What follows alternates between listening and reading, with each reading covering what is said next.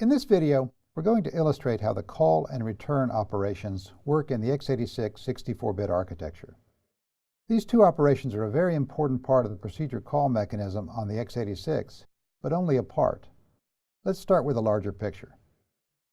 Consider the very simple C function plus shown here. We might call this function elsewhere in code, say from our main routine, as shown here. The C calling mechanism has to accomplish several goals. First, the call to plus must transfer control to the function, but also keep track of the current location within the calling environment so that execution can continue at that point after plus returns. Second, the calling environment must pass to plus its two parameters. Third, function plus must pass the value it returns back to the calling environment. Finally, execution should resume at the appropriate point in the calling environment after plus returns. When the C code is compiled into x86 assembly, all of these goals must be taken care of. However, not all of them are accomplished by the x86 call and return statements, which are the focus of this video. Some are handled by various x86 calling conventions. For example, parameter values are passed to the called routine by the calling environment placing them into designated registers, or by pushing them onto the runtime stack prior to the call. The called routine, in this case plus, knows to look for its parameters there. The return value is passed by the called routine back to the calling environment by placing it into the designated register RAX. The calling environment expects to find the return value there after the called function returns.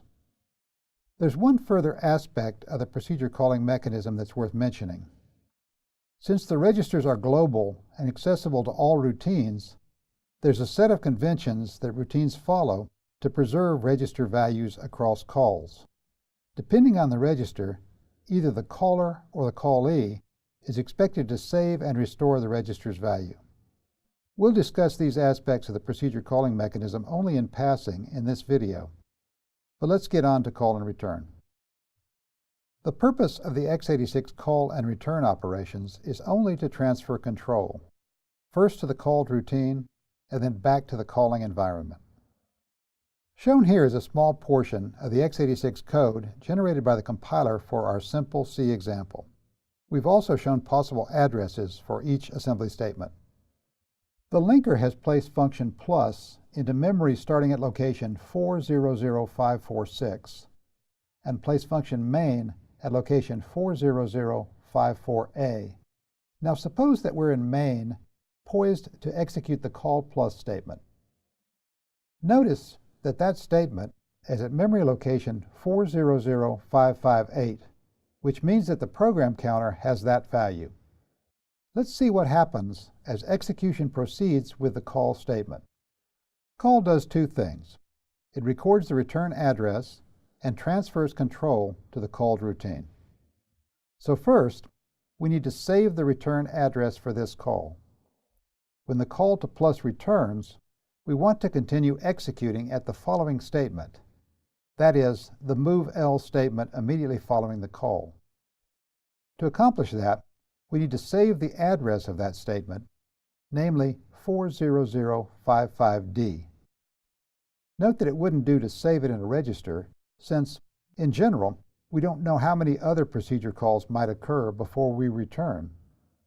Were we to save the return address in a register, it might be overridden by a subsequent call. Instead, we save the return address by pushing it onto the runtime stack. Prior to the call, the stack value is pointing to whatever value is on top of the stack. Here, we're not interested in that value. We push the return address, 40055D, onto the stack. And by the way, we have separate videos on pushing and popping values on the runtime stack. If you're unfamiliar with the details of how that happens, take a look at those. To finish execution of the call statement, we place the starting address of the called routine plus, namely 400546, into the program counter. This ensures that we will continue execution in the plus routine. Recall that the calling environment will have passed the arguments to plus by placing them into appropriate registers. Plus now continues executing, ultimately computing a value to return to the calling environment and placing that into register RAX. Eventually, execution within plus reaches the return statement. At that point, the stack and PC should appear as shown here. Notice that the PC indicates we are poised to execute the return statement within plus, and the return address from main is on the top of the stack. By the way, it's very important that if plus had pushed some values onto the stack, then it cleaned up after itself by popping those values off. The calling mechanism won't work properly unless all routines follow the stack discipline. To return execution to the calling environment, we pop the return address off the runtime stack into the program counter. The resulting state is shown here. This assures that execution continues at the return address, namely the address of the movl statement following the call statement in main, which is precisely what we want. The x86 call and return operators described in this video are part of the delicate dance that comprises the x86 procedure call mechanism, which also involves parameter passing, value return, and preserving register values across calls.